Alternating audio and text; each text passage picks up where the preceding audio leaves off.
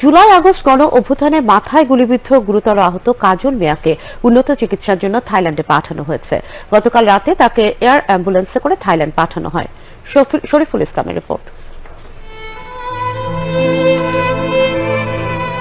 জাহাঙ্গীরনগর বিশ্ববিদ্যালয়ের ইংরেজি বিভাগের ৪৪ ব্যাচের শিক্ষার্থী কাজল মিয়া ৪ আগস্ট ছাত্র জনতার আন্দোলনে যাত্রাবাড়িতে পুলিশের গুলিতে মাথায় গুলিবিদ্ধ হন। দীর্ঘ ৩ মাসেরও বেশি সময় ধরে মৃত্যুর সাথে পাঞ্জা লড়া কাজলের চিকিৎসা চলছে রাজধানীর নিউরোসায়েন্স হাসপাতালে। চিকিৎসকরা বলছেন তার মাথায় গুলিবিদ্ধ হওয়ার ফলে এখন তার পুরো শরীর প্যারালাইজড হয়ে গেছে।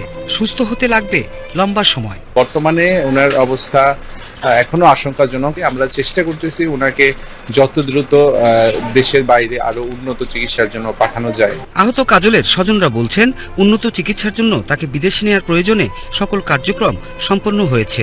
আজ রাতেই তাকে থাইল্যান্ডে নিয়ে যাওয়া হচ্ছে। ও মাঝখানে আলহামদুলিল্লাহ কথা বলতো, সবাইকে চিনতো, কিন্তু হঠাৎ করেই দুদিন আগে এই নিউমোনিয়াটা ডেভেলপ করে, ব্লাড ইনফেকশন।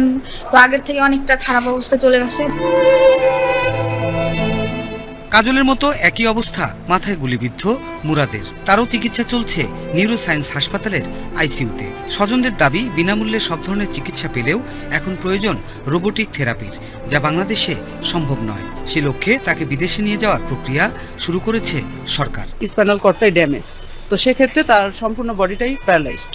তো এই ট্রিটমেন্টের জন্য দেশের বাইরে যে আপনার উন্নত ট্রিটমেন্ট, তো এটা হয়তো বা সে পেলে স্বাভাবিক আসবে। ছাত্র জনতার গণ আন্দোলনে গুলিবিদ্ধ ও মারাত্মক আহত হয়ে রাজধানীর নিউরোসায়েন্স হাসপাতালে চিকিৎসা নিয়েছেন ৫৪০ জন। এর মধ্যে ভর্তি ছিলেন ১৪৯ জন রোগী, আর চিকিৎসা চলাকালীন মৃত্যু হয়েছে ৩৩ জনের।